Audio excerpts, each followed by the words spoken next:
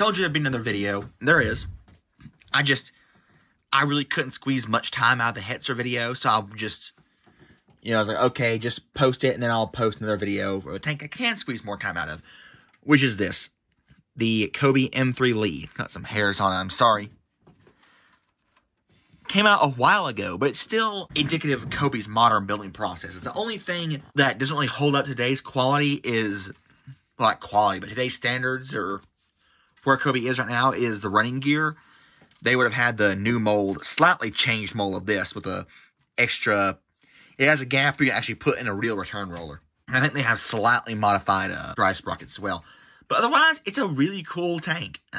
Tracks, again, it's the Kobe's, medium, small tracks. So unless you're on pretty much any other surface than something smooth, they'll run pretty well.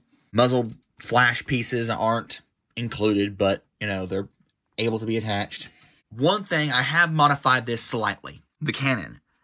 As it is, for some reason, it's built in, so I can only elevate and depress. It's a very simple modification to go in there and just remove a few pieces and switch some out to be able to make it pivot like this. It's like a jumper. Well, it's on a jumper or sort of assembly on multiple. I'll just show you. It does have a, the old turret style of just small pins. Be careful with that. No interior. There is technically an interior. Like if you want to rip this off, and there you can see it's supposed to be, it's on that jumper, it's supposed to be a plate with 2 bricks, or with 2 studs, but I just put a single stud on there so it can pivot. There is an interior, but it's not deep enough to set a figure on. It's not easily accessible regardless. Unless you're going to do what I did, which is, without any care whatsoever, just rip the top off. Which I know most people are more careful with their things. But because of the way it is, it's not the most conducive to figure interaction. I mean, you can have a figure, like, kind of clambering out of the hatch. The little handles simulations aren't, a figure can't actually grip them. You could probably take the entire thing off again, throw a figure in there and close it up, but good luck getting the figure out. Similarly, you can open the driver's hatch, and you can, like, stand someone, but that's the best they can do. If you want your driver to look like that, I guess, the rest of it is not much better. Pistol port right there, nice print. Hatch up there, nice print. Again, sometimes Kobe has to do prints, which is fine. Apparently, I'm missing that piece. I apologize for that. They got the 2-piece hammer and axe set up there. This thing, it doesn't sit down. There's no interior. But it doesn't really need to lock into place. It stays just fine, Even if you're playing with it, it's not going to bounce up. It's definitely not going to stay up if you bounce it up. Well, that's the first time that happened. The mud guards, they're loose, but they have enough friction that they don't get out of whack and they don't get in the way. There's another hatch print right there for the engine. The spare track there. But yeah, the cupola is one thing I want to pay extra attention to. Whoop. Nice. Oh, you can see that now. Yes, I need to steam clean these. Now, interestingly, the tolerances are just so that if you put this little bar in here, it can actually, like, pivot around ever so slightly. So you can get the sort of, the flex-mounted machine gun like it might be in real life. I'm pretty sure, actually, the whole thing rotated, though, and this only would elevate and depress. But we can fix that. For stability-wise, Kobe has made it so there's a 1x3 and a 1x1 plate, so that when it connects, see, it connects to 2 studs right there, and it can't spin. However, if you just want to grab a 1x2 and a 1x1 tile, you do just a tiny bit of surgery, take this plate off completely, move this plate over here, put this tile on, put that there. Now the turret can go on, centered, or the turret, you know what I mean, the cupola turret, and it can rotate independently. So that's cool. But it's more easy to just pop it off, which, again, you know. The front of the turret looks kind of odd with all the hinge pieces. But that's really the best way they're able to do at that time. Nowadays, I think they have modern, very small slope pieces that, you know, have a stud and then a slope offset so they can get that sort of feature. But for the time, it was very good, though. Nice printing here. Kobe's always had great printing. But the reason I'm still zoomed in and having to be so awkward is because there's 3 studs up top. That's only the real way they're able to get it to work, the build. But because of that, and the way Kobe figures are designed, that is the first time that's worked. Tried. I tried right before the review to try to get a Kobe figure in this. Okay, apparently you can simulate a commander being in, like, halfway out of the cupola. I've had this set since it came out. It's like since the year it came out. I bought this set alongside the old extra big wide Hetzer. I've tried this about 1 billion times. I took it as read as a fact that it could not work. It works. You know what that means. I never built a Lego Azusa figure because I figured it wouldn't make sense if she can't have her head out of the turret. But now I can. I don't know, I can. Ha ha ha ha. Oh, well, let me see if I can get a head out position.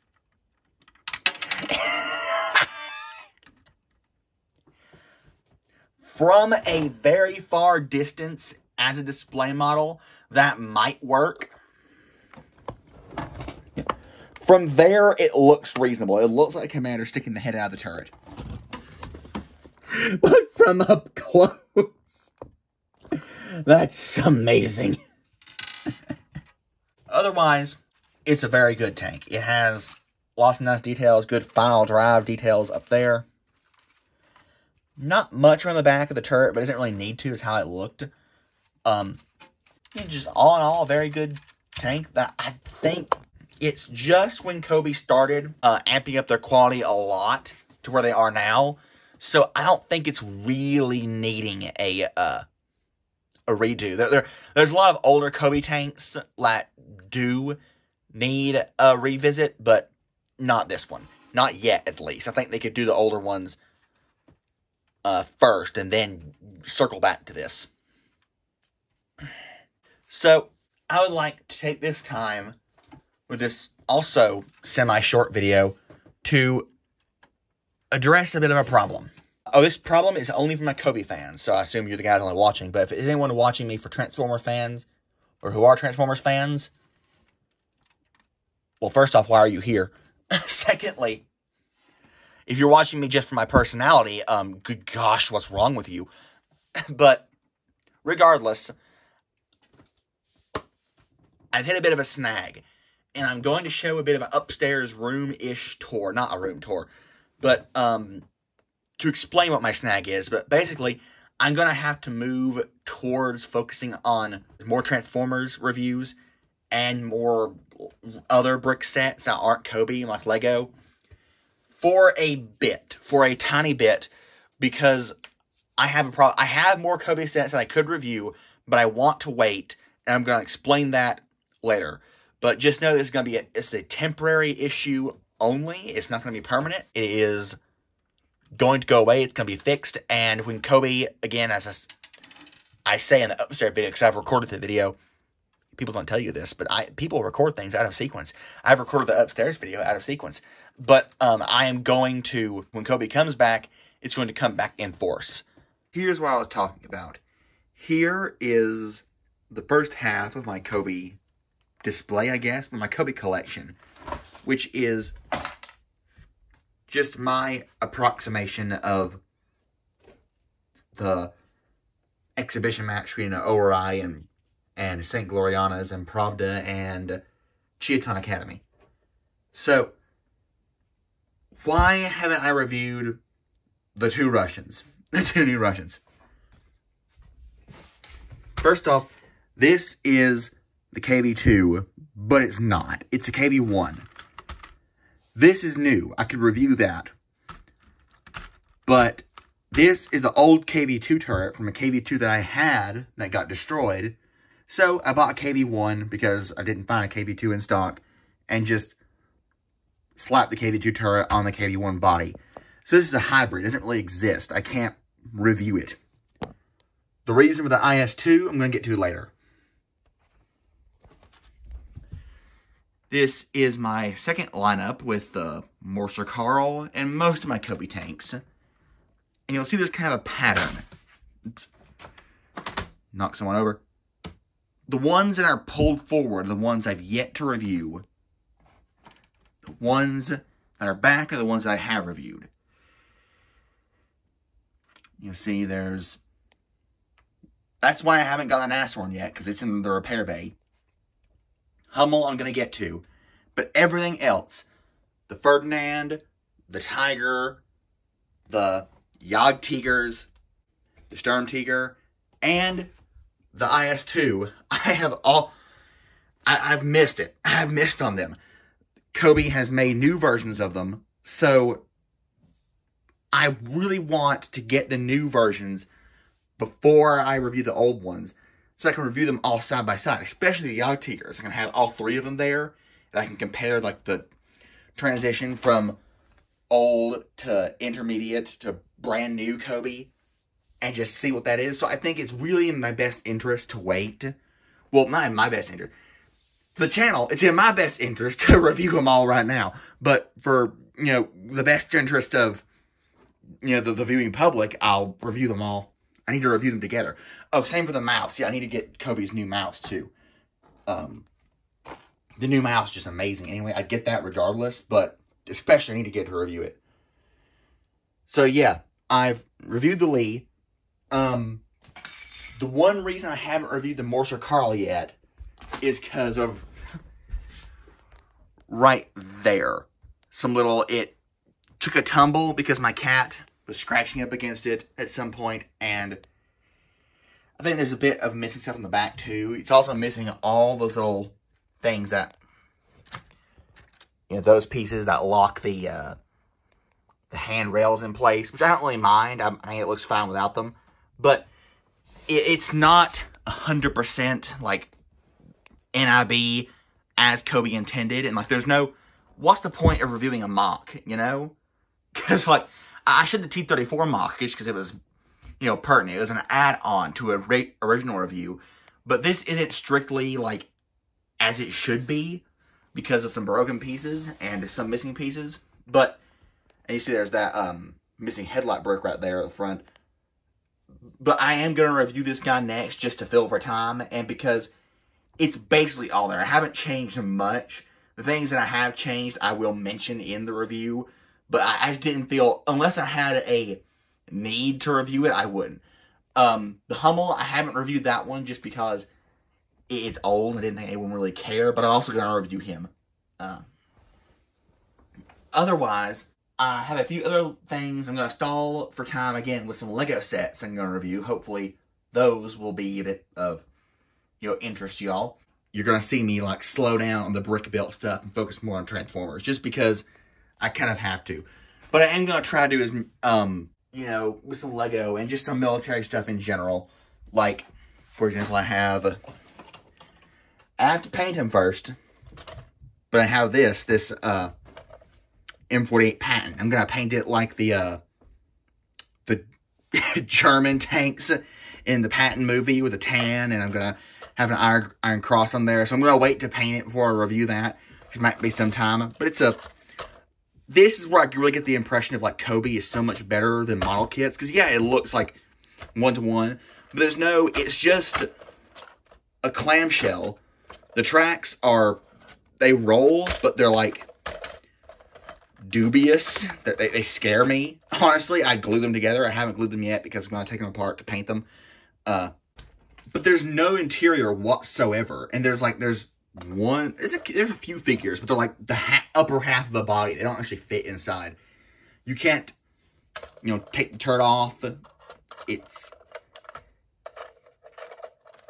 it just feels a lot more dinky to me, personally. And for the price of a lot of model kits, like, $50, $60, for, Kobe's competitive at that price. I'm going to review, that's the parts for this guy. I'm painting her to look like the Erica's tiger. That's why it's masked up on the inside. Then once I get that painted and put the Figmas in, I'll do that. But yeah, I can show that off too. The almost full set of Girls on Panzer Figmas. So I can show off. I have all their accessories. I can review them well. If the reviews do well, I can get the Darjeeling and Pico set. I hope they get all the commanders. Katusha and Nona and Kay and Alisa. That would be nice. But yeah, they're really good. They're fiddly.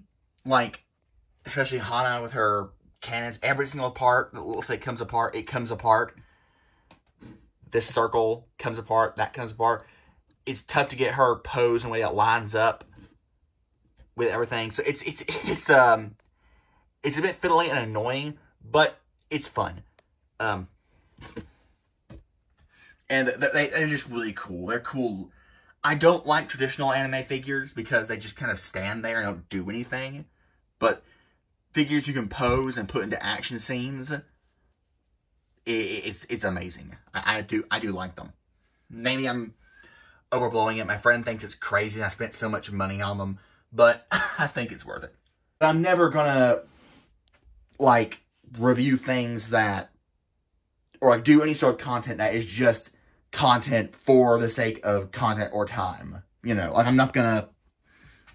I have a mug collection. I'm not gonna review my mug collection. Optimus Prime. I'm gonna review him definitely. This is a knockoff trailer. It's very bad quality. Like, if you buy it, glue it together. It's also, the reason I'm not gonna review it though is because it is a stolen design, and there's already a YouTube video up with the original creator, and I'm not gonna. That's just wrong to steal from him. I don't want to do that. So yeah, that's pretty much it. Thanks for watching. The main thing is, those of you who follow for the Kobe content specifically, it will be pushed to the wayside, but the reason it's being pushed to the wayside is because I want to do it good when I have the stuff to make it come back. So when it comes back, it's going to come back in force. So, keep calm and carry on. Thank you.